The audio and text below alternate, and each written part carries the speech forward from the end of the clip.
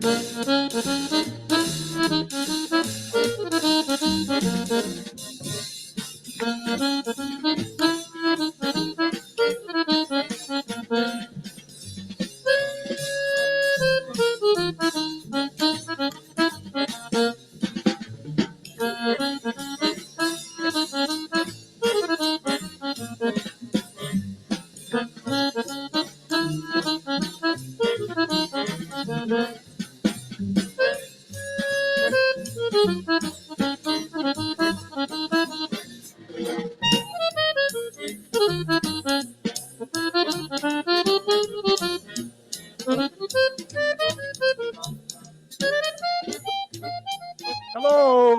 everybody. Welcome to another episode of the Snap No Tap podcast. I'm Tony Cecchine, along with our great Joe Cardinal.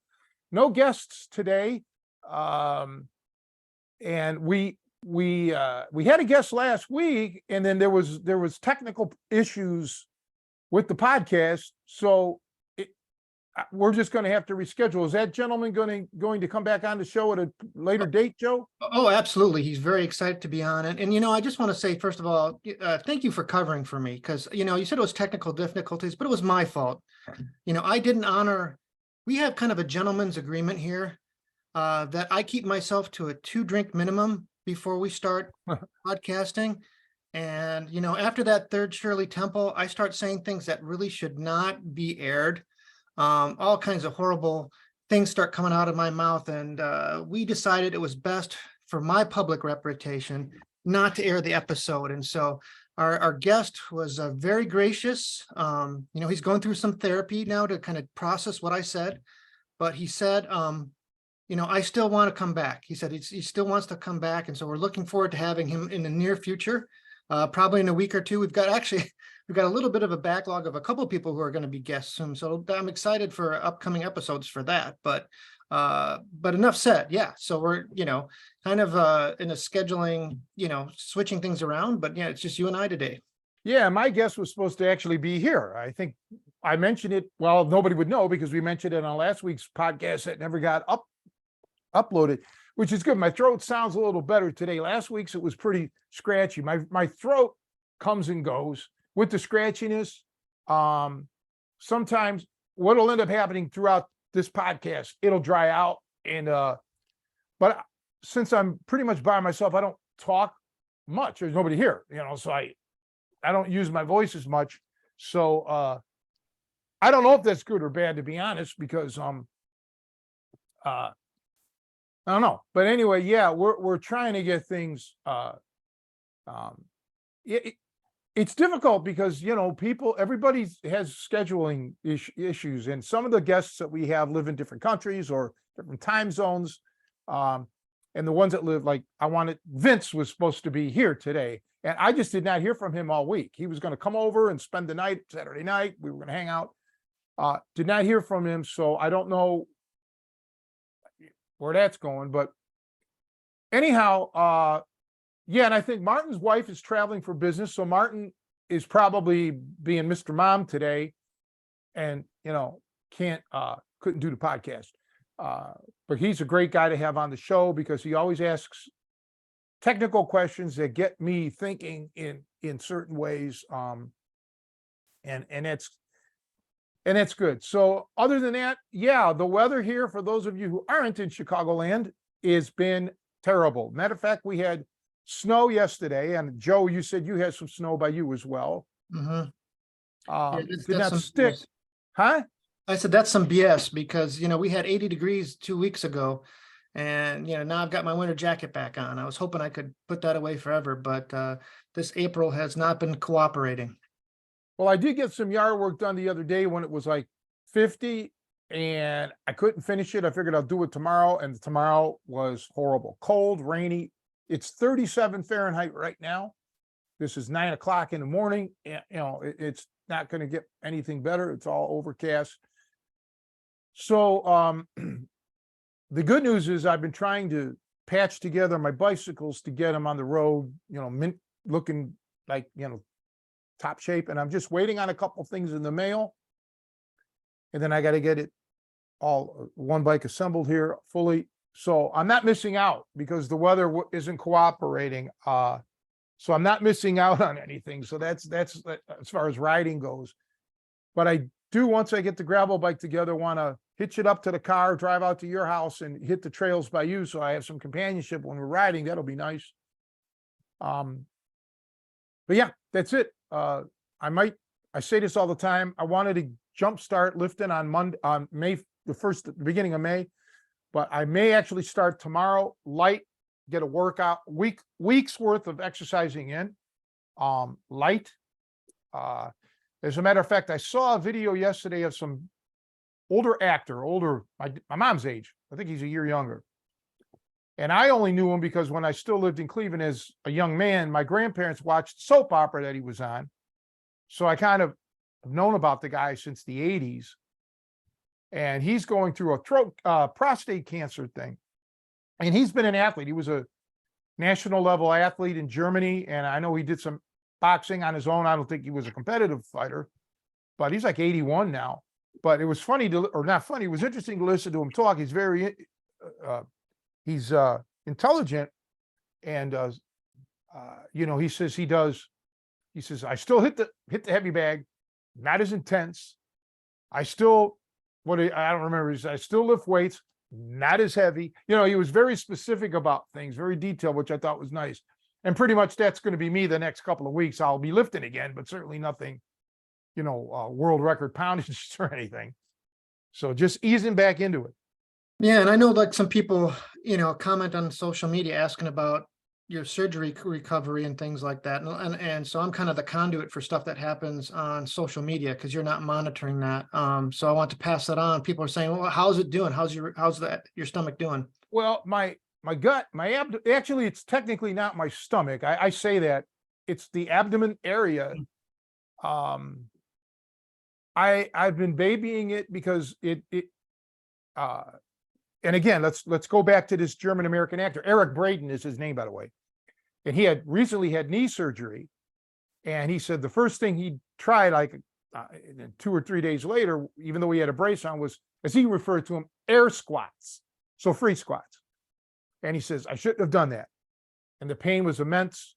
And I thought there was damage. As it turned out, for him, there was no damage.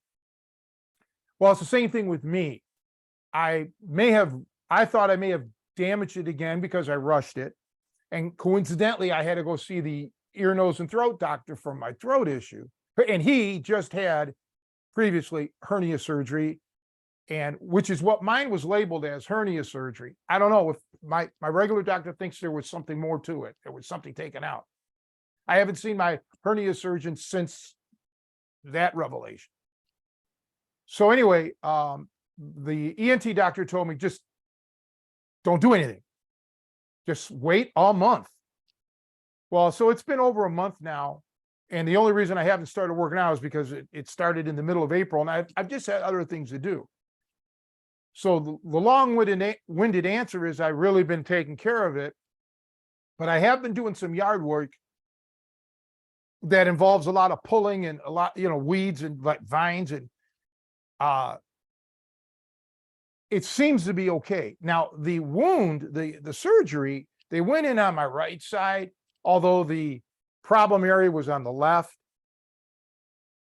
That's not healing properly.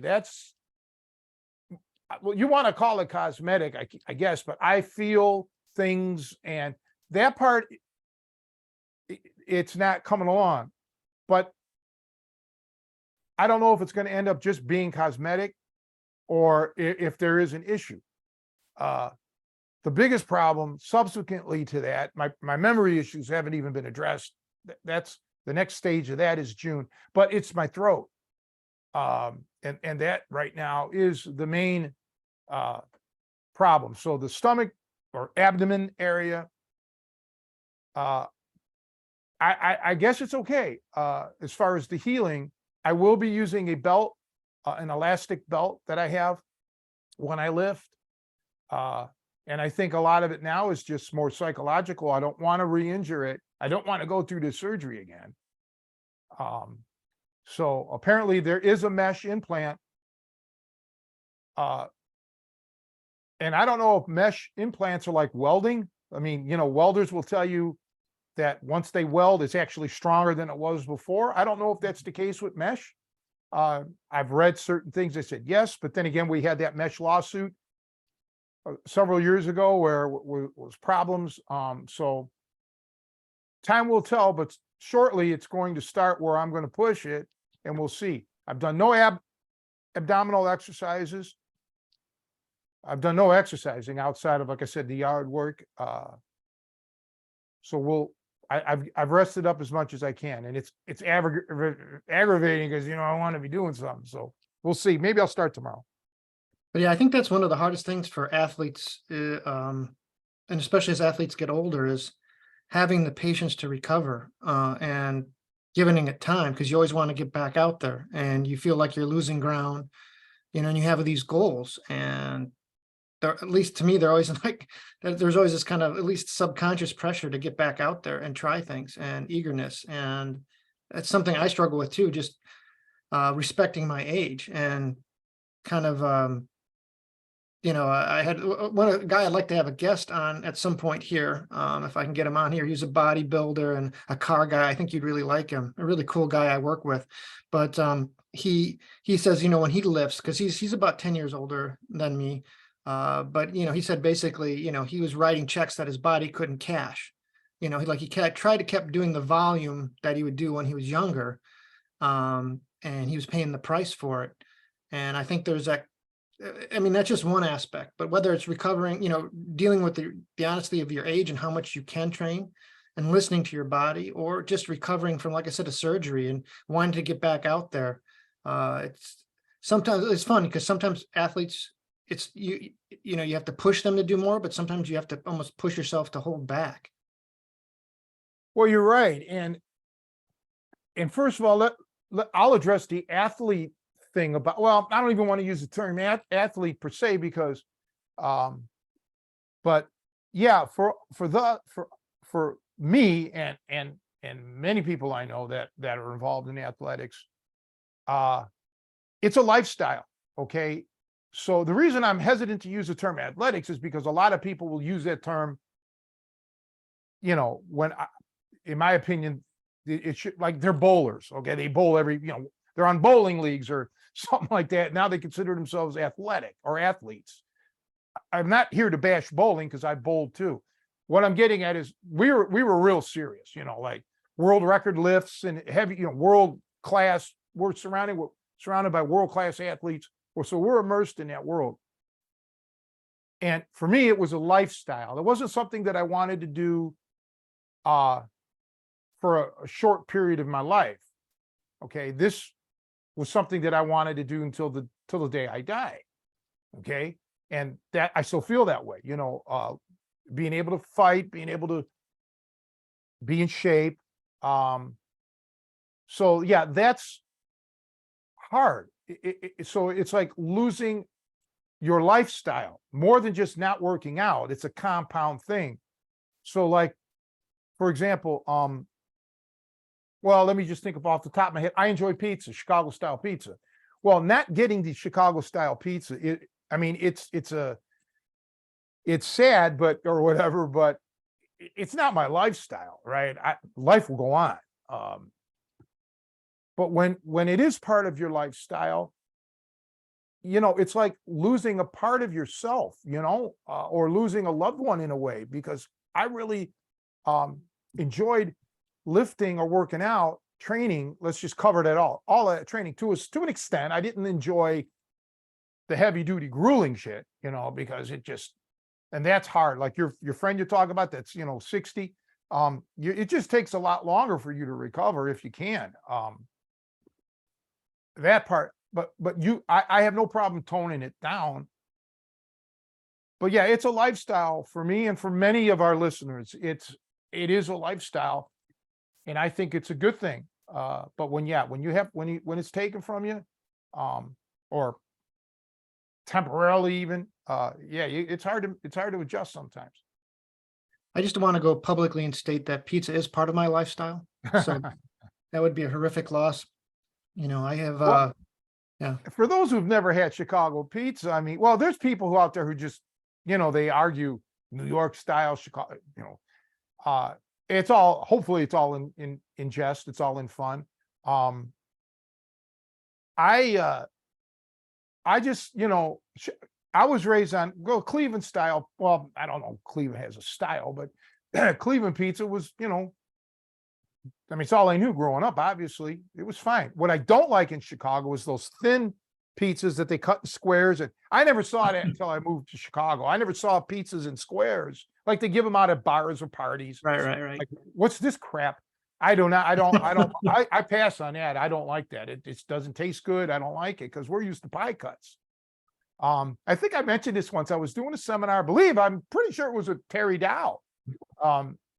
Out East Coast, it was definitely East Coast. And it wasn't New York. It had to be Terry Dow, or I also did, when I was out there, some seminars in Massachusetts. So it was that thing, right? So we took a break from the seminar, or it may have been, I think it was a break. It wasn't like after the seminar. So the guys took me to some local pizza shop, which was right by the gym we were working out at. So far, so good. Pizza's good.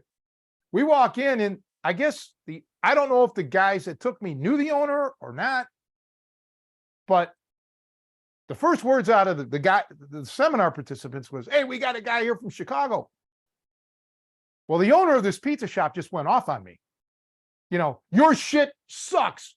Your pizzas in Chicago are nothing. You're going to finally in your life have a good pizza. And he wasn't kidding. This guy was like a lunatic. I'm like, I don't remember what I said. I diffused it, but yeah, I'm like, Jesus, the first time ever in my life that, hey man, I remember what I said. Hey man, I'm originally from Cleveland. So, I veered it that way. And his pizza was good. No doubt about it. It wasn't a stuffed pizza like I like, or you like the deep dish at, on Peakwides. But it was fine. So yeah, I'm definitely equal opportunity when it comes to pizza. It's hard to mess it up. There are levels and qualities of pizza. Don't get me started on California, although I think they've changed. I think that was the first awakening I had when I moved out to California. Because as a kid, being an ignorant kid, I just kind of felt like I didn't realize that. You forget how big the country is and how each area is regionally different, and certain things don't carry over. Me and my buddies were out there, and the first thing we couldn't get was an Italian beef. It was shocking. Like, they didn't even understand what language I was speaking when I said, "Hey, can we have a beef sandwich?" We just walked into like a fast food place, because you come here to Chicago, it's basically it's Chicago's equivalent of the Philly cheesesteak kind of sandwich. There's some differences there, but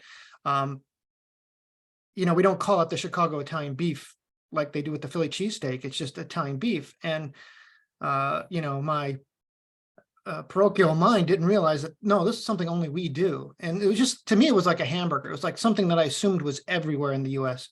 And they kind of looked cross-eyed and they're like, "Do you want like a roast beef sandwich?" Like they didn't understand what we were talking about. And then later on, we tried to get pizza. And I'd say we spent about a month asking people, "Hey, we want to go out for pizza." Because, like I said, it's part of my lifestyle. Like, at least once a week, I want to go out and get a pizza, which is probably why, it's not great for my training weight per se to have that built into my DNA. But anyways, they kept taking us to places, and it'd be, I don't know, equivalent to like a Domino's, or, kind of what I would consider fast food pizza. And I said, no, I get this is pizza, but where's your good pizza? And I realized, oh my God, this is all they know. Like, they only know kind of the fast food quickie, get a slice pizza. They don't understand like the restaurant quality, where it's considered like almost like a meal, a true meal that you want to. Dining. Yeah. And so again, but I still, don't get me wrong, I love me some cheap pizza. I'll still get a slice at Costco. I love some greasy pizza like that.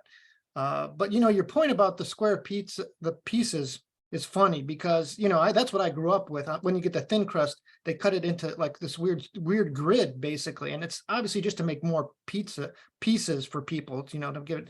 But it's like one of those, it doesn't dawn on you. It's like, yeah, it is a little weird that we don't just do like, because the deep dish and stuff is all triangles, like a pie slice, like everybody else on earth divides up a circle into pies, right? Into slices. So it is one of those mind things that like I have to be objective and say, oh yeah, that is a little weird that we do that. I get the like the ability to like divvy it up into smaller little chunks, but it is interesting that it affects people's perception of the taste almost, like the shape. Well, is- it does taste different because they put they put that cheese on top, okay? And it's dried out cheese. I don't like that, okay? I'm used to, and I believe most people that I know are used to the ingredients on top, okay? Now it's different in a stuffed pizza, but at least the stuffed pizza, you have the sauce on top, at least the ones that Yeah. I've had. So those squares, they're dry. The pizza is dry. I just don't like it. And besides, I like crust. And Yeah, obviously crust. you may Well, not get that. But yeah, to your point, and I was bashing California pizza recently, but the one thing, so Sasha's from California, and she did train me to put like, when we call in for like thin crust, to put the toppings on top, and it is better because they get crispier. Like the bacon, or not the Yeah. bacon, the pepperoni or whatever, it gets crispier when it's, exposed like that. It's not trapped in and chewy from the cheese. So I do kind of prefer that. So I could see that. Yeah, the layering, and it's almost like they, almost do kind of a stuffed layering with the thin crust. And that's another thing I don't even think about as far as like normally, yeah, we put cheese over everything on our thin crust where everybody else does it the reverse. And I can see the point for that for sure. Well, getting to your Chicago beef, or Italian beef, I mean, I never heard of it. We never had it in Cleveland. When I moved to Chicago, I'm not a big fan of it. I mean, I'll have it. I could tell which one's better than others. I like Johnny's beef, but I've had others that are, very good too. But no, we didn't have that in Chicago, in Cleveland. I never heard of it. It's not an Italian thing. It's a Chicago thing. Just like Jardiniere is not Italian. It's a Chicago thing. But the one thing that they do call Chicago is their dogs. I want a Chicago dog, okay, with hot dog, which is completely different than a normal hot dog. Like Cleveland has chili dogs. Cleveland's known for their corned beef, Slyman's mainly, or roast, corned beef, but and chili dogs. Out here, it's Chicago dog and pizza. But yeah, they do call it a Chicago style hot dog. That's what it's known as. So Chicago's got that going for it. And there are arguments about both Italian beef. Well, all three. Which place is the best? I like Gene and Jude's hot dogs. They're my favorites with the French fries on them and the whole 9 yards. That's my favorite joint. Pizza, it's up in the air, man. There's just a lot of them taste the same. They're all good. And it's fun to do that. Sub sandwiches too. We've had contests about the best Italian sub. And ironically, my submission was not even an Italian place. It was like a deli mart, like a small little convenience store, Ozzy's in Northlake, that made several there, but the one that I like was called the Authentic.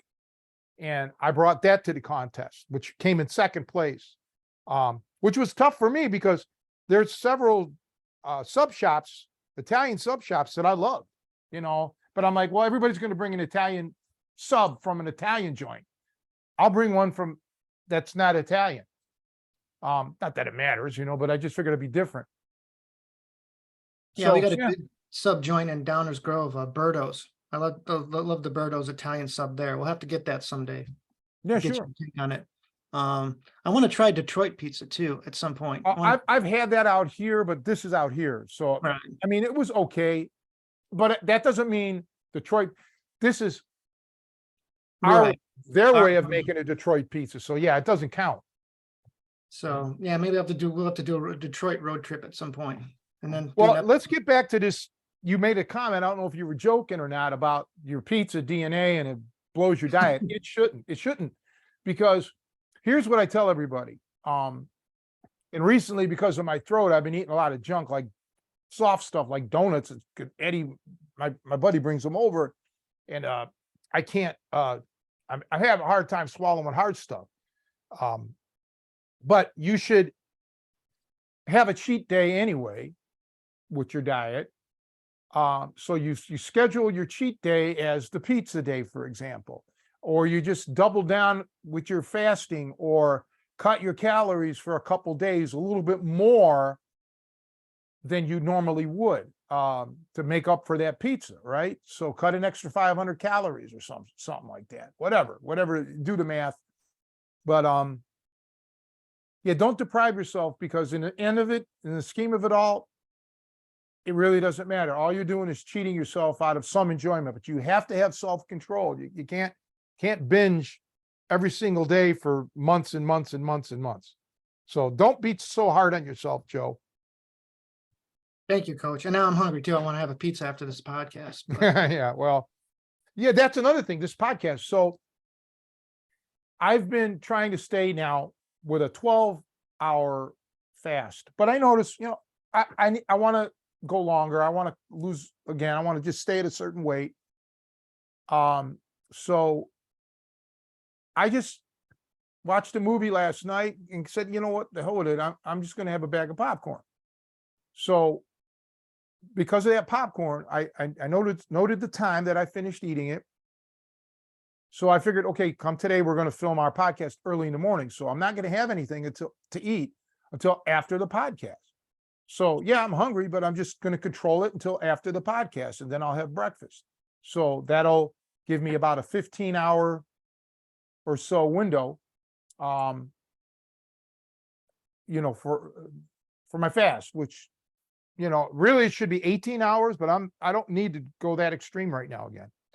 So yeah, it's all self-control. hey, I want to broach something that's been in the news, kind of switching topics here, but I think it would be good since it's recent.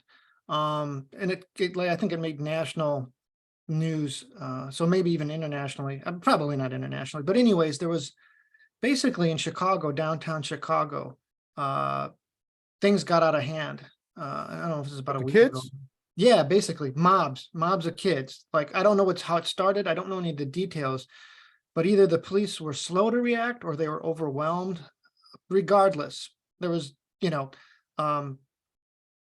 large crowds acting violently, just, whatever, vandalizing, which is unfortunate because, Chicago is a great town, regardless of what you hear in media, because I think, they sensationalize the violence. Obviously it's concentrated in certain very impoverished neighborhoods, which is very unfortunate, but a lot of people avoid the city because, and it's a great city. It's a world-class city. I mean, it's got all kinds of culture, architecture, food, what have you. You can, entertainment.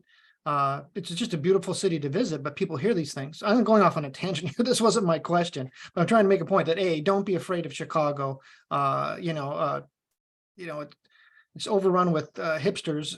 Maybe that should be something you should be concerned about. But regardless, that said, I mean, in any large metropolitan area or actually any environment, something can happen you're in a crowded situation and something can set off the crowd. And so I guess it's kind of an open-ended generic question to you about when you're in a crowded environment, what are you paying attention to see if things go wrong? And then if you sense, well, I guess there's various stages. Obviously you want to try and keep awareness so what do you pay attention to in crowded environments? And then if somehow you missed it and you are in a crowded, all of a sudden you realize there's some mob meaning large group of people, something going wrong. What are your tactics that you would look to advise people on? man, first of all, this isn't a movie, all right? And this isn't YouTube with some, person giving you're in a lot of trouble. In like this gang of kids was, I heard, like in certain instances over 100. Okay. You can't win. Okay. You're not going to defeat 100 people.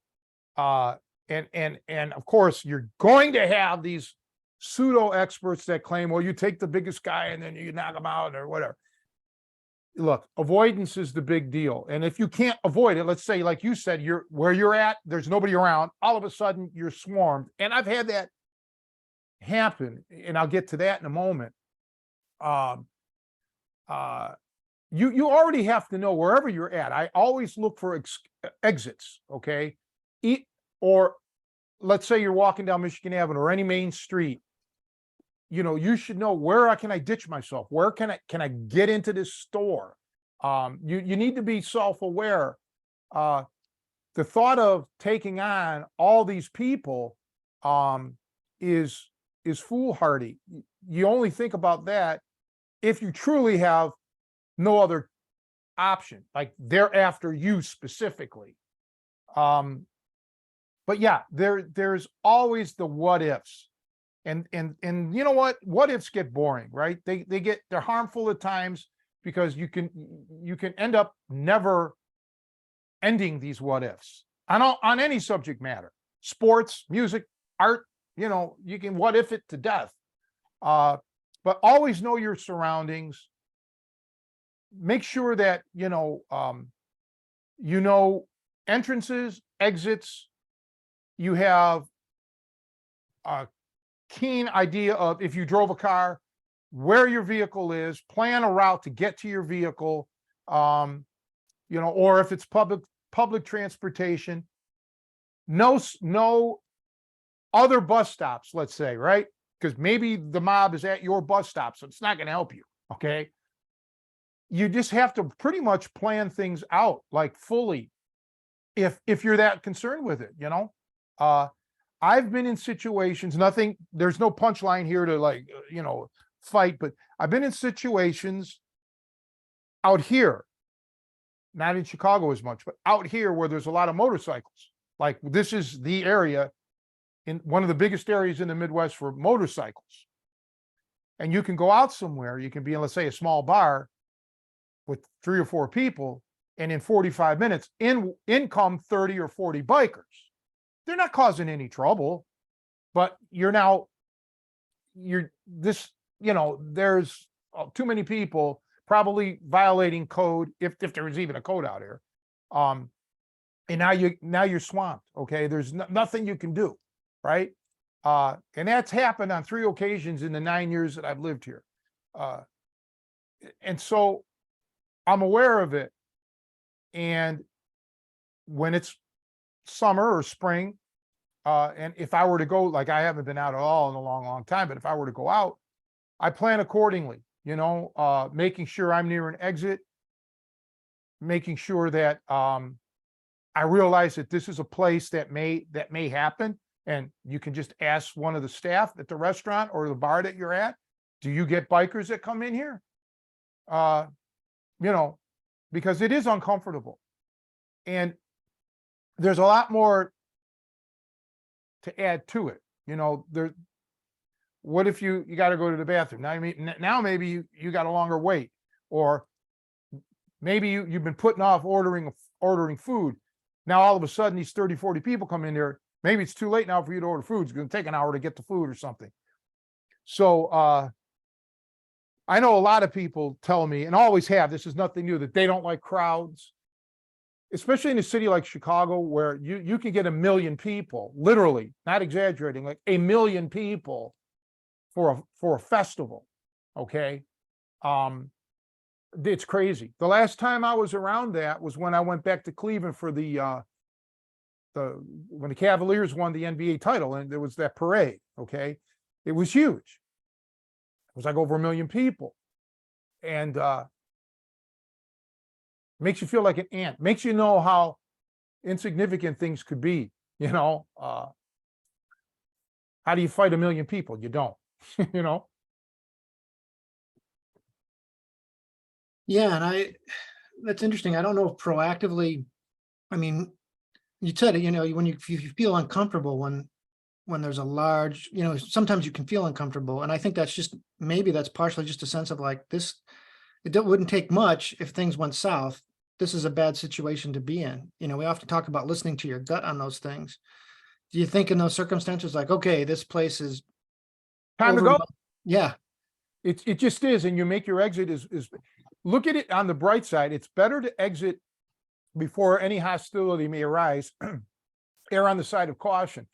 But also, it could be like you're in an automobile. All right. And let's say you're driving, you're not driving. It doesn't matter. but you have a blowout or something happens, right? Now it's spur of the moment. Now it's instant. It goes from 0 to 100% on. And you have to panic, right? Or you can panic, and you have to stay calm through that wanting to panic mode to, to just, stabilize the situation if possible. And many of us have been in car accidents, and they can happen instantly, like you don't even have time to react. All of a sudden you're in an accident. So yeah, in the case of these mobs, if you can see it coming or hear that it's coming, and that it'll affect you, get out. Just get out or stay where you're at and avoid it. Don't go out on the sidewalk, and enter into it. I saw some clips of a couple people getting beaten up pretty bad, right? One woman, and I don't know the whole details. I do know that they were claiming that the police just stood around, that the police did nothing. I can't enter into that. I don't know. I know things that I've heard in the past from, regarding Chicago police and things. I don't want to enter into that because it's not my place. But I can tell you this, and I've said this so many times on not only the podcasts, but throughout my career of teaching people self-defense. Do not ever, ever, ever for 1/10 of one split second count on somebody to help you. Don't ever expect that. As a matter of fact, expect the opposite. Expect everybody to be against you. Everyone who's followed my career of teaching knows I've said this. And that extends to the police. Don't expect their help. And this is not a knock on anybody. You just have to go into things expecting that no one's going to help you. And I've also said numerous times, expect to lose your life or they're going to lose their life. Somebody's going to lose their life. Expect that. All right. And if it doesn't happen, that's great. But you have to go into these things serious. Okay. You can't just take it, like fluff it off. But yeah, never expect help. It's just, you're setting yourself up for failure and for heartbreak, because you just may not get that help. So yeah, it's great if the police, and I'm not judging them because I wasn't there, but it'd be great if the police can step in. But man, when you're talking about 100 people, how many cops were there at that point? I don't know. Well, but yeah, don't expect help. This is a tricky question too, and again, I'm just responding to some stuff you said, but in those circumstances too, you probably have, so a lot of people who train or whatever may have the impulse to try and help others. So you see someone else taking a beat down, and that's got to be tricky too, because if you go into assist, now you're not escaping. You know what I'm saying? Like you've made a choice. And like, I don't even know how you weigh that, Now, for me, there are certain circumstances that, like, you see some kid getting hurt or little kid or something, you got to jump in, even if, like you said, you're losing your life. But I don't know. Like, did you have is that an instinct thing too? Or does that kind of how do you calculate that in? Is like, should I help here or should I save myself? It's a personal choice, and that can vary on circumstances. I'm going to tell you, there's been times when, as people have witnessed, Martin and I don't know, a lot of guys that I've trained have seen me enter into the fray, to end fights, because I have the ability to do it, and the emotions were there, okay, for me to do it. But that's me, and that was me at that moment, okay? So it really boils down to a personal thing. You also have to be very, very cognizant of the fact that if you're, especially if you're intervening between a man and a woman, that both people will probably turn on you. Okay. Police will tell you that. I mean, it just is one of those deals, so you have to have that cognizance of knowing what's going on here. I remember one time my buddy and I were out, and we were joking amongst each other. And a couple people thought we were arguing, nothing happened here. They just said, "Hey man, you guys cool it." I'm like, "It's not worth fighting over." I'm like, "Oh no, we're play acting, we're joking." So you really have to be sure of what you're doing. And also know that if things I can't get into the law because every jurisdiction seems to be different, but you could be entering into a zone where now you may be legally held liable for something, okay, where you had the chance to get away and you chose not to. So I don't know, that's beyond the scope of me. Generally, I don't care about the law when it I mean, I don't want to say I don't care about the law, but what I mean is, in a self-defense situation, that's the key word, defense. I'm defending myself or my loved ones. So I can't be concerned with the law at that point. I have to be concerned with survival here. All right. So it's a personal choice there, Joe. It's not like one right answer. There isn't. There are times when it's best to just stay out of it. I'm sure it's happened a lot where, you entering into the thing can make matters worse.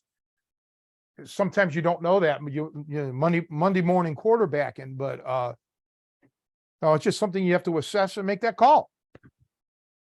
Yeah, it's a very tough situation. I don't envy anybody who has to make that. I had a buddy who was in that situation, and partially why he trains is because, he spoke up. Some guy was, and this wasn't a crowd situation, so it's a little bit different. But yeah, he saw, a guy getting physical with a woman, and he's not a particularly big guy, so I admire his guts for doing this.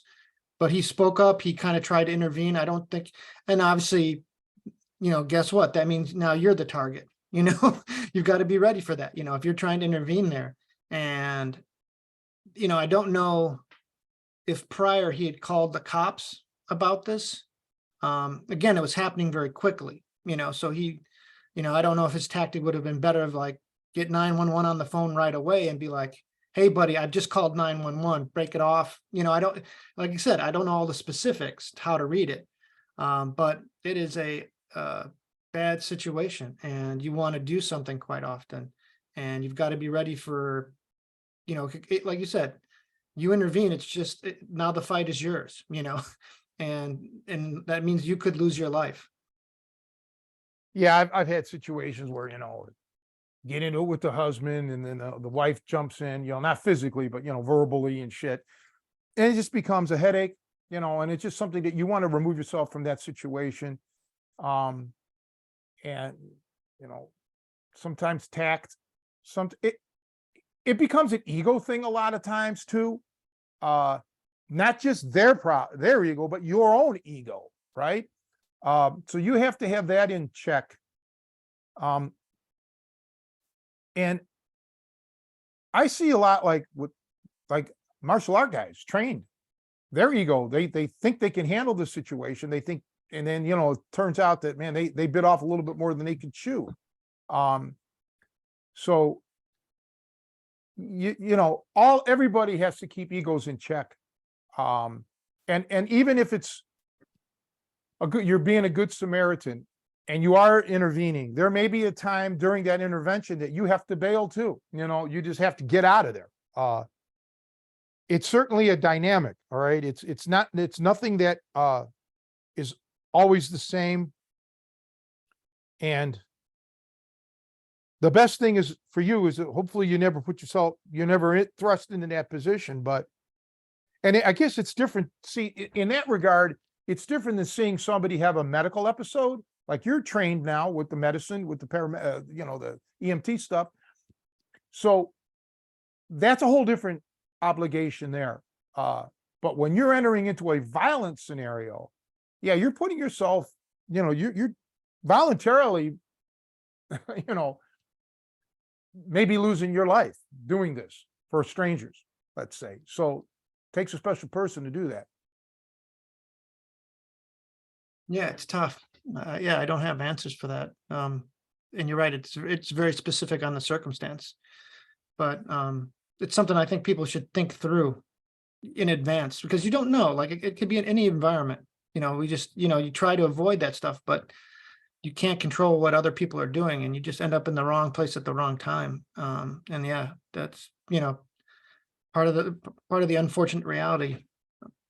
The other thing in the news, and I don't even know if there's anything that can be done about this, but the other thing that's happening now is, maybe this is just an area of just a reminder to keep your awareness on, but there's been, I don't know, the last week or two, people just making simple mistakes and ending up getting shot for it. People ringing the wrong doorbell or pulling into the wrong driveway.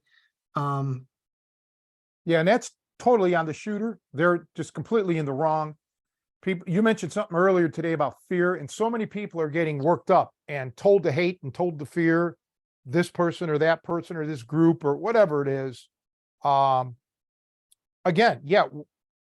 Now let's flip it. All right. Now, are you, as the good guy, going to fear, oh, I knocked on the wrong door, or I'm turning around in the wrong driveway, this or that? Martin said something to me a couple of weeks ago, because when we were, or a week ago, whenever, it doesn't matter. It was like within the last 2 weeks. I wanted to fix part of the fence, which means I have to go on the other side in the neighbor's yard to access it. And they're moving, they're gone, right? The tenants, the renters had moved out.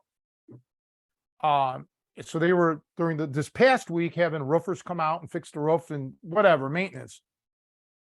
And I just told Martin, I said, well, I'm kind of old school. I'm funny about just walking into somebody's yard without permission. That's all I said. And Martin's like, yeah, you might get shot. Right. It's funny that he said that, but really, I mean, he's right. It can happen. I just can't worry about it. Me personally, I got enough true things, the direct things that worry me and stress me out. But you're right. It's becoming ridiculous that this is happening, and it's happening to men, women, black, white, don't matter. People are getting shot, gunned down. There was just a guy that walked into the wrong car, at a gas station, and he got, shot. So yeah, what I'm not going to say that this is a new phenomenon, because I'm sure that I even know that it's happened, like when I was growing up. I may not recall it now, but I think it's in the news. Okay. The news is, reporting this. I read something, and boy, again, we don't rehearse what we're going to talk about. And I wish we did, because now with my memory, I can't recall things, but I know what it is. I do remember. Right before 9/11, the infamous 9/11, 2001, apparently the media was reporting on all these shark attacks. Okay. Like, it was constantly in the news, sharks, to the point where people were afraid. Come to find out, like, when the year was over, that those shark attacks were actually less that year than it was in previous years, right? But the media was reporting on it. So I don't know if that's the case now, where these attacks are just not any more frequent. They're just getting reported on. And in a sense, it is kind of irrelevant, because if it should happen to you, or when you're drawn on, yeah, it's a bad situation for you. There is literally no prevention for that. Okay. It happens. Okay. It's sad that it does, but what are you going to do? How are you going to defend it? You could try to talk your way out of it. From what I'm hearing, these shootings are happening like basically instantaneously. Okay. There's not even a chance to talk or to back away. It's happening right now. That's crazy, isn't it? Well, I guess, yeah, it's just eye-opening. I think you're probably right that this is not an uncommon phenomenon. Like, I don't think this just started happening.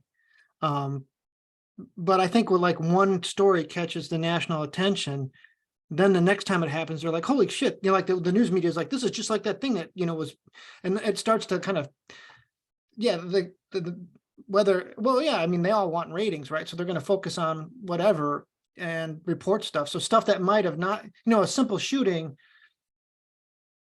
might get, especially in the United States where shootings are happening all the time. They might not get reported. Murders happen all the time. But when like a big case gets a lot of attention, then I think other ones percolate up. It's like, well, hey, you know what? This all happened over here, and you start to realize, gosh, this is happening frequently. And all of a sudden we realize that this is kind of an undercurrent of a thing that can happen. If And it you're right. bleeds, it leads. That's the news motto, if it Right. bleeds, it leads.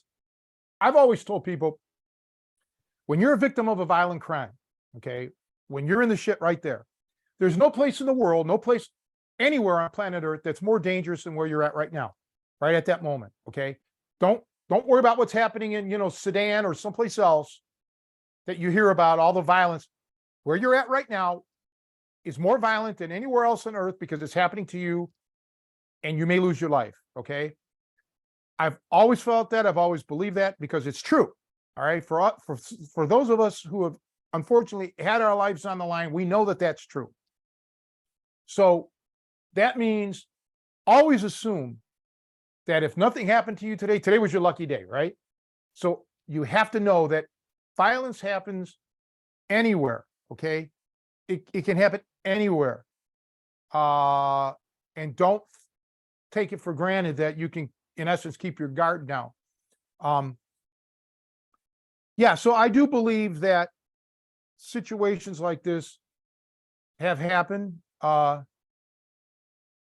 concerned for gig drivers, delivery people, DoorDash, this and that. I mean, because part of their job, they have to make food deliveries. Okay. Now, somebody may say, well, the guy placed the order, he knows the pizza's coming. How do you know that? How do you know it wasn't some wise guy? You got the crabby old man down the street and a bunch of punks call in the pizza to deliver to his house. He's not expecting a delivery. And he's a bit of an asshole to begin with. See, these are scenarios that can play out. And you have to be really, prepared for that. Now, in the case of just accidentally turning around in the driveway, that's bad news. A delivery guy could get to the address, call the number to make sure, because I buy a lot of stuff from Amazon. I mean, that's basically all I do. When I need something, I got to go through Amazon. And while a driver has never contacted me, part of the thing when I place an order on Amazon is, the delivery driver may contact you for whatever reason. Okay. So yeah, that may be something that, as a delivery person, you may have to start doing. I don't know. I'm not a delivery person. I don't know the ins and outs. But always err on the side of caution. Almost, I don't want to say paranoia, because paranoia means you're delusional in a way, out of control. But be concerned in like in a fight, a boxing match, a competitive match, whatever it is, MMA. You got to guard yourself at all times. That's not paranoia. You just know that you can't relax. You got to be on guard at all times. So that's how you have to be in your day-to-day life, in my opinion.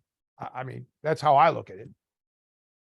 Yeah, I think if anything, these incidents are a constant reminder to be vigilant and like a healthy degree of paranoia. You're right. Like obviously you can't have unfounded fears and be freaked out and just shut yourself inside and not live your life. But You like, mean like I'm doing? yeah, exactly. Right. You're the object lesson. Yeah. But yeah, and for people like myself, who I tend to be too introverted, I get lost in my thoughts and I can sleepwalk through activities, like that one kid, he was just going to pick up his brother and sister. He probably, like anybody, they probably, I don't know how much time he had to react. He might have just been like ring the doorbell and it was violent. Like he had no way of getting a read that something was wrong here, but it just, yeah, you've got to kind of at some level always try and have that feeler out. Is this guy behind the door? Does he look pissed? Is he reaching for something? You might have split seconds to be like, back off the porch. Hey, I'm sorry, I'm at the wrong place. Like I said, I have no idea if Well, you had that opportunity. I but don't know the landscape of that particular house, but one of the things that I've always done, I try to always do this. I don't stand in front of the doorway. Okay. I may knock on the door, ring the doorbell, but then I move off to the side. Okay. I don't want to stand right in front of the door. It just, it's not, for me, it's not a comfortable position to be in. Okay. And also, you should be able to look for a way to ditch. Okay. To get out. But in the case of people just turning around in driveways, because that was that one incident, I think you're referring to that young lady that got killed. How, what do you do there? Right. It's, I mean, we've all, probably all of us that have driven have turned around in driveways. It's this one of those things. You would think it's a normal situation. But you're dealing with someone, unbeknownst to you, that's abnormal. The homeowner, in this instance, it's an abnormal thing to be living in that kind of fear and paranoia where you're just going to shoot. Okay. It's, it's tricky. Okay. Because I know people say, oh, it's trespassing. Not necessarily. There are laws that there's some parts that are public, in a way, public access. The doorbell, if you have a doorbell, that's almost like an invitation. People are allowed to approach your door, the mailmen or law enforcement, EMS, whatever, UPS, so on. So there has to be distinctions made.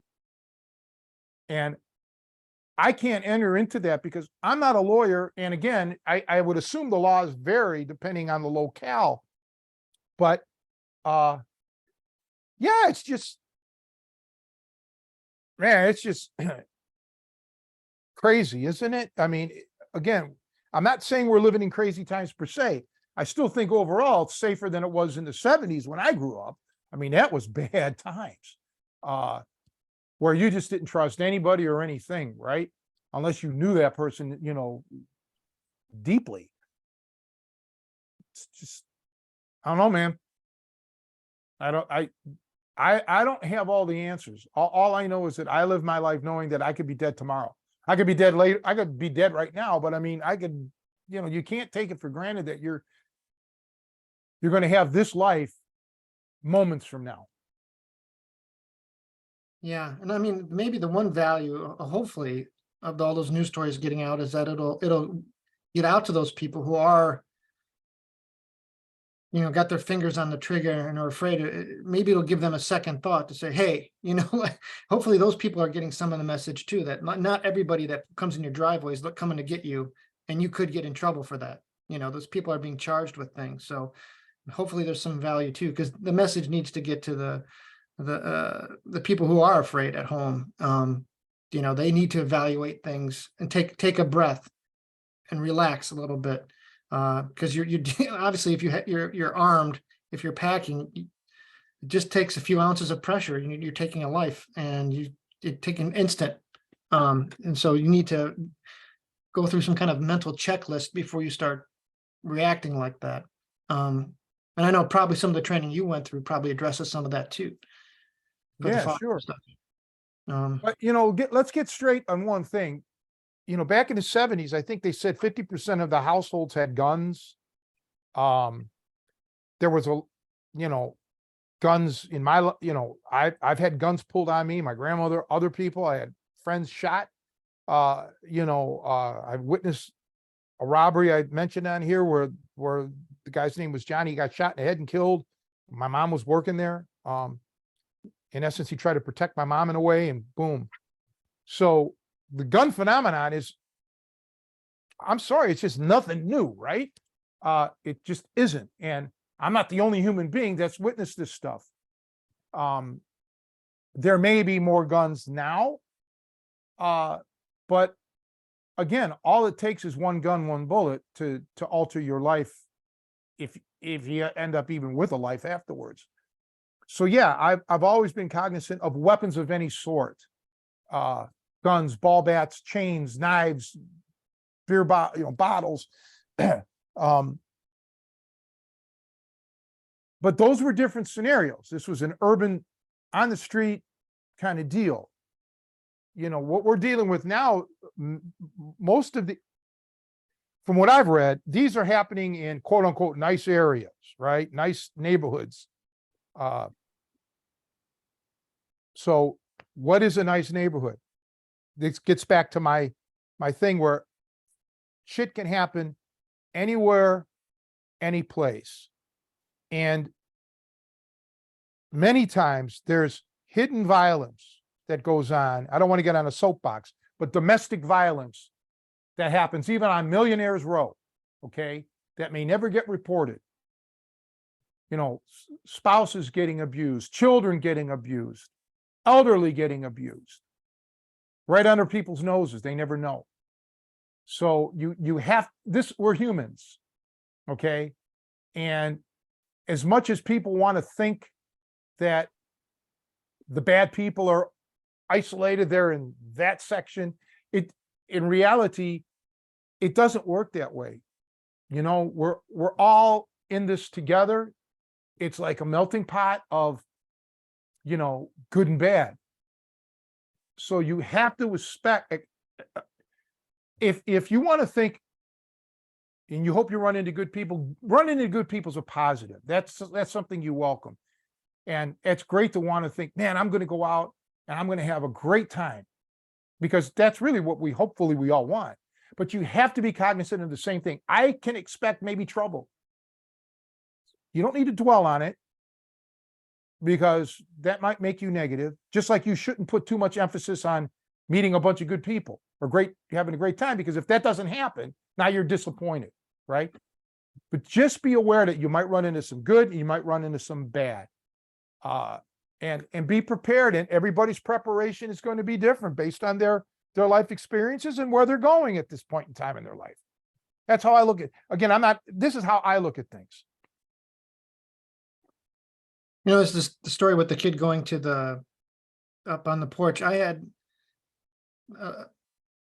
not a similar experience, thank God, but just the whole thing about danger approaching doors. I, as a kid, I was 13 years old. It's probably my first job. I worked for a dime store, and they basically had flyers. They said, here's a stack of flyers, go up and down these streets, put a flyer in every doorway, like in the mailbox or and it was a beautiful day. It was actually a great gig. Just to, it's kind of like, just go for a walk. But I came up, and it was hot out. It was, summertime, and there was a door, and it just was a screen door at the front porch.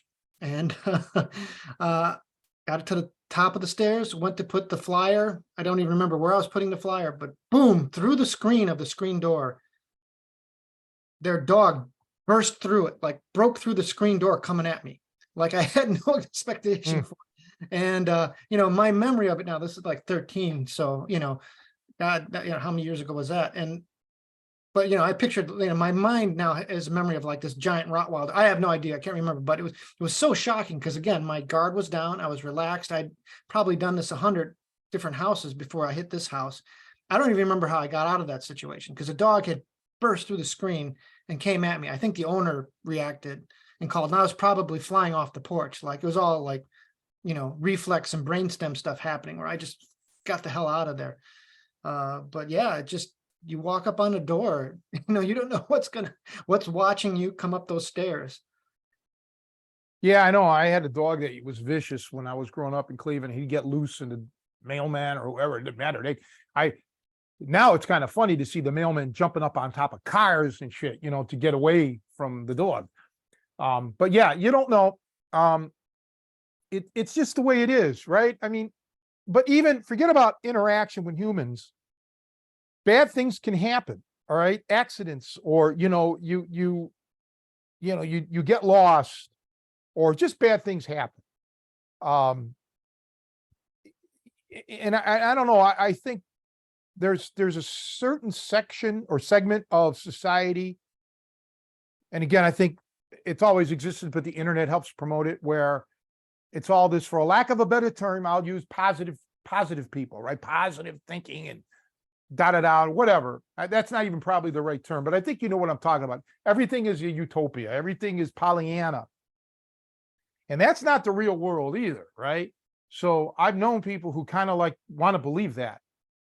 And those people make me uncomfortable because when things do go bad for them, they fall apart because, oh, this, how could this happen? This isn't supposed to happen. But yeah, it is supposed to happen. This is life. I mean, things don't always go right or perfect, right? Don't think that they cannot happen because it happens. It just does happen. So yeah, these are just crazier things that. So I try to take a neutral approach on things. Like last week we went. My throat's starting to hurt now. We went to Martin's birthday party. I just really went in there with utterly no expectations at all. All right. I wasn't feeling good, so I mean I wasn't geared up, but I wasn't feeling so bad that I felt like shit. I just went in neutral, and I came out of there pretty much neutral. I mean, I met some people, but it was great to see Bruce and Brian. So I celebrated that. That was fun. And I just think that sometimes people create their own havoc, by expectations. They put too much emphasis on either the good or the bad. And when I mean the bad, they could have so much emphasis on something bad happening or going wrong that they overlook the good, and they walk away where they were when they should have had a great time. They had a horrible time because they were just obsessed with something bad happening. And conversely, those who want an over the top experience, they leave depressed because they didn't have that happen for them, when really it was a pleasant time and you could have probably enjoyed it if you didn't put that kind of expectation on it. So I try to be neutral about things as much as I can. I mean, it doesn't always happen that way naturally. You do get your hopes up. That's part of human nature. But sometimes, yeah, it can lead to disappointment. Yeah, and I mean, we all know people who can spin every experience. They can find the bad. You can find the cloud in the silver lining, so to speak, or because that's life. I mean, it's the glass half empty perspective on it. But you're right. I mean, if in some ways people who feel that, I don't know what the outlook where everything is supposed to be good, or I mean, I always try to be optimistic about things, but you've got to be realistic too, and to me, be grateful.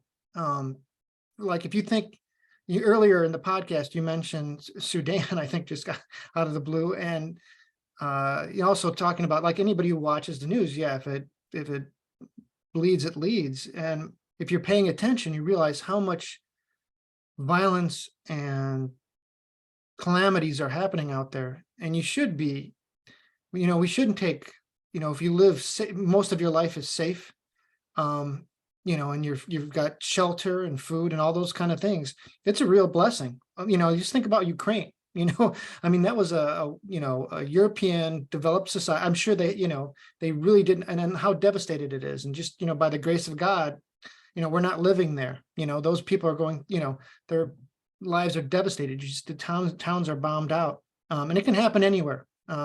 So yeah, you just don't know human nature, or not even human nature, just the nature of the world. And I guess saying that, yeah, if you're living generally safe and generally have your needs taken care of, that's the exception, and you should at least mentally be thankful for that, and kind of work to maintain that. That doesn't happen accidentally. A lot of people have worked to develop a peaceful society, and it's not by any means perfect. It's something I think we all have a responsibility to contribute to, and try and maintain, because if we don't, that can fall apart. I guess that's the thing, is that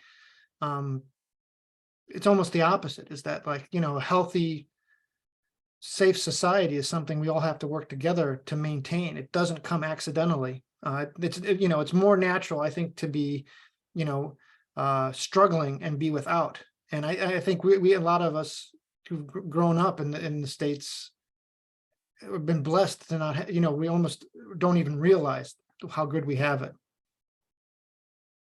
Well, some people, yeah, I mean, Yeah, sure. there's like I was raised in poverty, and there was people that were raised in even worse poverty, so there's poverty in this country. There's starving people, not just children, all ages. Mhm. And that was a big thing when I was a kid in the 70s, and they even had television shows about what I'm about to mention, how there were senior citizens getting arrested for shoplifting because they couldn't afford food, or they were living on cat food, literal cat food, because I it remember was that, yeah. cheaper to buy. Yes. So and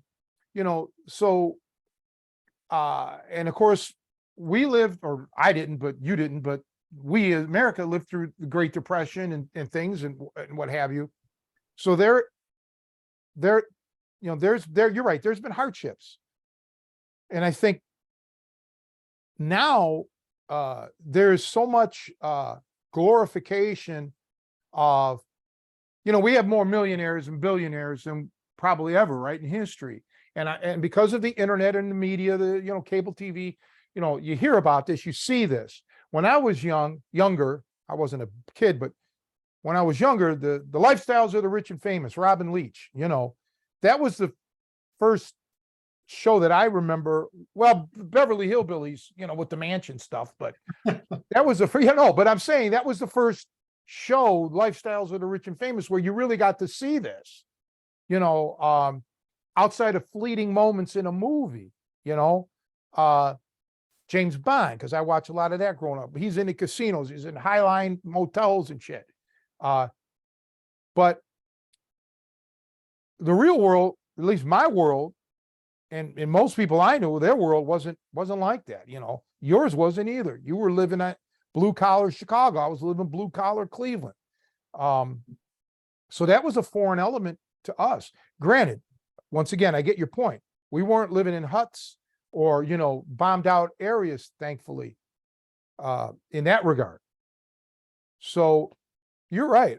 I think one of the biggest things, and this is not an answer to all of our problems, but it's the what's the word I'm looking for? The negativity regarding mental health, mental illness, mental health. I mean, you get people who don't want to take care of their physical health, but there's this a pox on mental health, that it's a stigma. And I wish that didn't exist. I wish people would feel free and have access, which is a big thing. We don't have access in this country to the appropriate mental health facilities that I think we need. And maybe it would stem some of this, certainly not all, because we've always had problems in society. But man, there's very little in regards to appropriate mental health, in my opinion. Oh, you're 100% right. 100% right. I mean, we do so much more in that regard, and making sure people have access to it. And you're right. I mean, there's the kind of financial aspect that we should make sure that people have access to it, because it just pays dividends. Because if people are unhealthy out there, they tend to hurt a lot more people. So it benefits us to make sure that people, and just the stigma thing that you mentioned too. It's so unfortunate that, and I think people need to remember it's just another system of your body, and really, I truly believe this too. And people need to, if you had diabetes, is there shame, if you're born with type 1 diabetes or whatever, is there shame in having to take insulin or, whatever, watch your diet? It's the same thing with your mental emotional system. And those are real, it's just another part of your body, part of the machine that needs to be taken care of. But there's just something that, I think culturally, we just want to, if someone needs assistance like that, is going through a tough time, it's just like, and I think that's hopefully it's changing. At least I'm hearing more and more discussion, at least about kind of the acceptance of it, that it's a real thing and you should go seek help. But it's almost like a 1-2 thing, because like you have this problem, whether it's anxiety or depression or whatever you're dealing with, and it's not it's not your fault. Actually, I'm going to quote another friend. He says, it may not be your fault, but it is your responsibility to get it taken care of.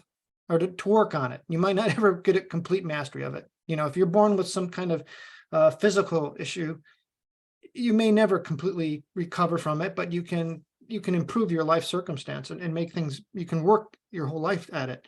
And so yeah, but I think with mental health, it's the 1-2 bang is that, like, you're dealing with this, and then you feel bad about yourself that you have it. So it's like you layer on your problems because society or family or whatever is, you know, tell you you're not supposed to have these negative feelings.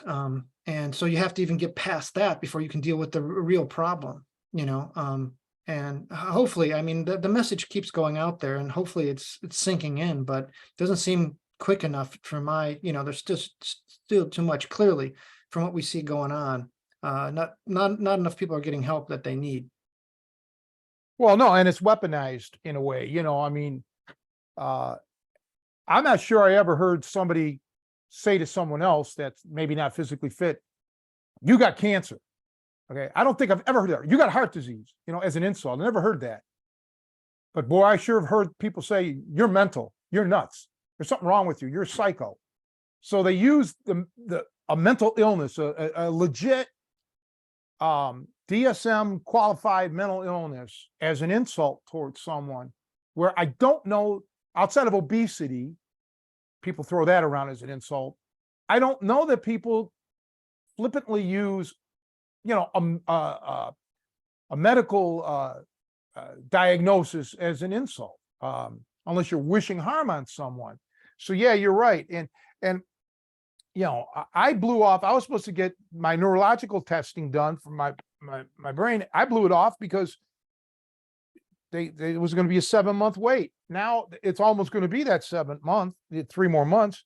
I should have signed up for it, but I just couldn't wait any longer. It would have been over a year since the process started. So there's no access at times. And I know somebody else that's going through this. They had to wait 5 months to get in. How does somebody who's maybe suicidal wait 5 months? You can't, you know, that's just not right. With me, it's just testing for my memory loss, but I don't have the patience to wait that long. So the hell with it, because it's not going to help you anyway. All they're going to do is tell you what it is.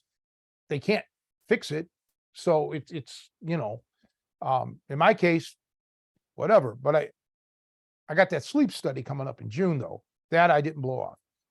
But I'll tell you, yeah, I don't know what it's like in other countries. So, you know, I don't live in other countries. I live here, but I do know that it's a stigma for sure. And I know, based on the psychology that I've studied, I know people who would benefit by getting some treatment. But you can't tell them that, because these people that I know, because in certain instances I've tried, others I don't even approach it anymore, because people get very violently defensive over that. And, you know, it sucks, but you know, what can you do? We're stuck with that. Yeah, it's tough because it's like kind of an attack on people take it as an attack on, because psychology is weird because it is who you are, you know, your personality, your mind, you know, like I can separate, like, oh, if I have stomach cancer, well, that's not me, you know, that's part of the machine that's breaking down or needs help. But when you start talking about someone's personality or their ability to control their emotions, you're talking the core of their person, who they are. And that's very hard and very personal to broach that. Like, God knows I try with you all the time, Tony. And What do you mean? What yeah, are you talking about? Well, you know, but again, it's you can detach yourself from that too, because many times it's not like, it may not be your fault that you got stomach cancer, let's say, right? Sometimes it is your fault. If you're a smoker, you get lung cancer, but I don't want to get into that, the Pandora's box. And I'm speaking like just, you know, hypothetically, but, you know, sometimes things happen. Okay. Maybe it was your environment growing up. Maybe it was life experiences. Okay. That cause your personality, to become almost defunct. Right. So try to get it straight if you can. I know in psychology, it's tough to find someone that can reach you, right? Not all psychologists aren't the same. true. when I mentioned earlier today about this Eric Braeden, the actor, he had mentioned that he had gone to a urologist. He has prostate cancer, I think I mentioned, and he was having a hard time urinating thing. So the first, I mean, I got the gist that he didn't like his first urologist.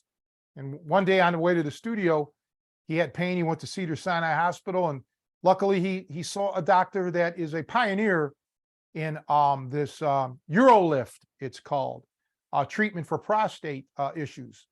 And this guy right away found the problem, and knew immediately that he had cancer. And it was just a question of, is it, high cancer, or is it just, so that's the same thing with psychology. And then I think in psychology, it's so segregated or subsetted, where you have your social workers and psychologists, psychiatrists. The ordinary Joe, no offense, the ordinary Joe doesn't know, where do I go? Who do I talk to? And so that could be hard. And I know enough to know that, I mean, I'm not a psychologist, but I know some of it is I don't know what the black magic, I don't know what the word would be, but it's kind of like, I just read something yesterday about 16 things that a person with a high EQ, emotional quotient has. And no, I don't agree with all of those 16 things that they would say is what it was. No, it was a bullshit article. So, I go back to, I studied REBT. We've mentioned this before. Albert Ellis, rational emotive behavioral therapy. And for me, I don't practice what I preach all the time, but I believe in that. That's pretty much the closest that I've seen to being on. In essence, you're allowed to be mad, scared, afraid, happy, you're sad, but you cannot allow these things to madness cannot become rage, sadness cannot become depression, so on. And I think that's good. I think that's a good barometer. And I think you, as a psychology patient, have to kind of put your doctor or your therapist, whatever, under a microscope too, and watch what they say. Okay. I know what you're going through. If they say that, oh, do you? How do you know what I'm going through? Those are signs of someone being detached. I don't know what you're going through. Even if we had the identical circumstance, you and I are different. So I don't know how you're processing it.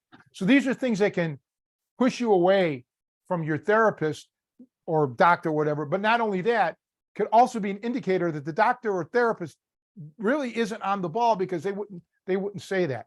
A better approach would be, something happened to me, and this is exactly what happened to me. This would be the therapist speaking. And this is how I felt. And this is how I made my transition and journey through it to heal. That's a good way of approaching it, right? But we all are victim to cliches, right? Or figures of speech. And you really have to be careful using them, even as us, as laymen, right? When we're giving advice to someone who's struggling emotionally. You have to be sympathetic. You may be able to use yourself as an example briefly, but do not turn it into a story about yourself. This person doesn't want to hear about you right now. They want to get better. They want to feel better. So you have to really understand that. And that's why sometimes going to the wrong person for advice, and it could be somebody you know and trust, but they could be the wrong person to give you advice. It can make things worse. So it's a tricky thing. It really is. Unlike you're bleeding out and it's obvious what's happening here, put a tourniquet on it, let's get it stitched up or whatever. It's sometimes not that cut and dry. And a good therapist, we'll use that term, will get to the root, and it won't happen in one day. I mean, obviously it would take repeat sessions to finally get to the root of really what's behind your personality disorder here. What is it? And the patient has to be as open as possible. If you close that door, they're never going to find out. Okay.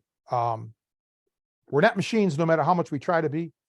Like a car, where you put it on the tester and it'll tell you what's wrong. They can read the code. You've got to be open. And many times our issues are really deep seated. And what you think may be the problem, it really isn't. That's just a symptom of the problem. I'm long-winded. I'll get off the subject, but it's a difficult field to not only master, it's a difficult field for you to enter in as the patient. It's tough. Yeah, absolutely. It's like you said, it's no simple, like a broken arm, you said it kind of.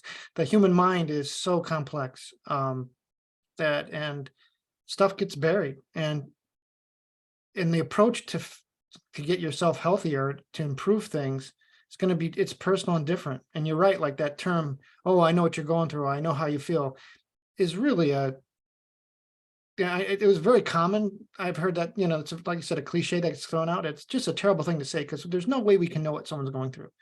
And because everybody's different. But yeah, and for me, like, similar to the thing that worked for you, I had a lot of benefit from cognitive behavioral therapy, which I think is related to Well, that's RABT is the Yeah. forerunner of it. Yeah. Yeah, and they give you tangible things. Do this. When you go through this feeling, go through these steps, analyze it this way, which I like. It was very tangible. It was like concrete steps. And you start to uncover things when you go through that process. And it helped me a lot, saying, oh yeah, I'm being unrealistic here. I'm exaggerating this. I'm working myself up about this. And over time, like you said, stuff is buried. You'd be like, oh, that I totally forgot that I went through this experience, or this thing was said to me repeatedly as I was growing up, but that is there. Like, it happens so fast that you don't even register that you remember that thing, and that maybe exacerbates whatever you're going through. So, but you slowly, using those tools and those exercises, start to be like, I now remember that flashed in my head. When I heard this thing, I thought of this thing, and they have nothing to do with each other, but yeah, it's a web that you have to untangle sometimes to try and get control of it. And yeah, and even trying to get help, like you said, there's the added layer. A lot of times there's shame that's put on it, just trying to get help. But I guess my point is, like, if one process isn't working from you and you've spent some time working it through, that's not the time to give up. It's the time to maybe move on and try something different, or try a new therapist or a professional. But yeah, definitely don't throw in the towel. Well, and also there are legitimate chemical issues in people where, Absolutely, yeah. certain medications are going to have to be employed, and then it's a balance in finding the right ones and so on. Sometimes therapy will only go so far. Conversely, sometimes meds will only go so far, right? So you may have to have a combination of both. And REBT or CBT, cognitive behavioral therapy, that's strictly psychological. That you're in control of that. That's not medicine related. That's, maybe you should eat healthier and all of that, but it's about using these principles, learning to breathe, take a break, not expecting anything out of anyone. One of the mantras is, or mottos in REBT is, change the way you think and you'll change the way you feel. I remember one of the examples that one of the instructors gave was like, if you gave somebody $1 million and they didn't say thank you and you got upset, it's on you. They don't owe you the thank you. I mean, you would expect it. It's common courtesy maybe, but they don't owe it. So now analyze yourself. Forget about analyzing them for a moment, why they didn't say thank you. Analyze yourself. Why did you get so worked up? Now, why are you angry? So obviously you gave them that $1 million, not freely and clearly. There was a string attached that you didn't even make a note of. That string was, you expected a thank you. You expected maybe a hug and a kiss, whatever it was. Okay. And that's an extreme example, but it really is a thing, that in REBT, you're supposed to be able to analyze it. I know that I have that problem. I do something and I expect something, not maybe, tit for tat, but gee, thank you, or hey, how you doing, Tony? How you feeling? I I wish that, but if it doesn't happen, then you have to process that. Yeah, I do at least, because I'm still at almost 60 years of age in that mode of expecting it. And that's something that is a flaw in me. I need to work on. I shouldn't expect that. I shouldn't expect someone to drop by the house with a homemade pizza. Okay. Because it's, and honestly, in that example, I don't expect that. So I'm not disappointed, but you get my drift, right? So these are things that I would highly recommend everyone, check out a book, go to a library or buy a book, Albert Ellis or whoever, delve into the cognitive behavioral therapy. I don't know so much about the YouTube videos on it. I saw a couple a few years ago that it'd be better to read a book, get the science behind it, as opposed to like examples. And especially if it's a YouTube where there's comments, because then you're going to go down that rabbit hole where you don't need to. Just work on things. Just like if you're overweight, one thing, your diet caused it. So your diet can fix it. All right. I mean, generally speaking, 99% of the time it was your diet. Even if you were in an accident, you couldn't work out anymore, it's your diet. You're dieting to the point where the food you're eating is putting on weight. So you have to alter it. And the same thing with our psychological makeup. The neurologist that I saw recently, well, always, all the neurologists have said the same thing. MRIs don't catch everything. Okay. There's things that we just don't know. All right. And sometimes it becomes a process of elimination, or in certain instances, they never know, right? And until maybe you passed away and they can do an autopsy for like confirming CTE. So